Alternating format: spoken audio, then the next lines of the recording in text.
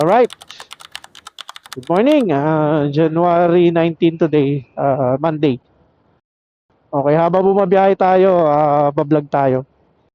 Okay, ang topic for today is ano ba ang Section 4 Rule 74 na nakikita nyo sa title?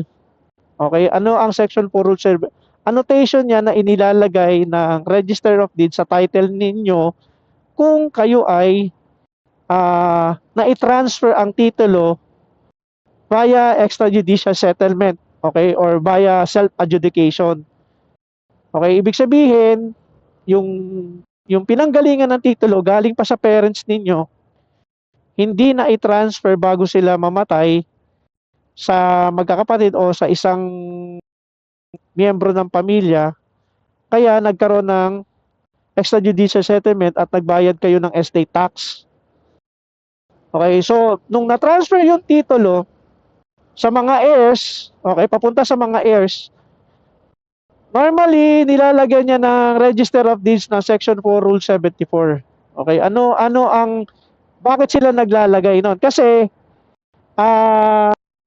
protection 'yan sa mga hindi isinamang mga heir o heirs na supposedly may karapatan sila. Ito yung mga anak sa labas or minsan kapatid pala pero hindi isinama ng mga kapatid.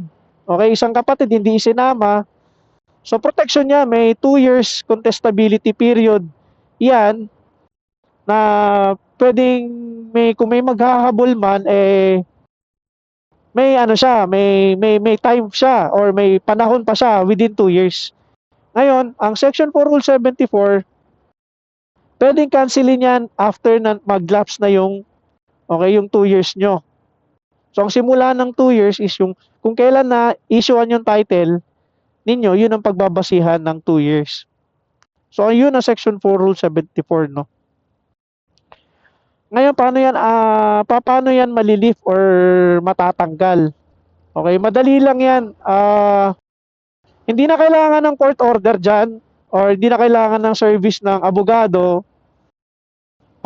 Kailangan lang diyan is yung affidavit or kung tawagin prayer or something ganon na ginagawa, no? Pwede natin gawin 'yan. Meron tayong form para diyan. Okay, o pwede rin kayo magpagawa sa abogado kung gusto niyo. So kailangan 'yan pirmado nung nasa title. Okay?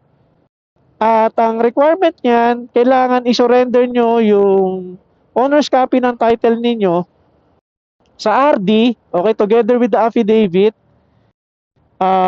pirmado, notarized, then magbabayad kayo ng fee. Mababa lang naman, siguro naglalaro sa between 500 to 1,000 lang yan. So, re-review ng examiner, pag okay,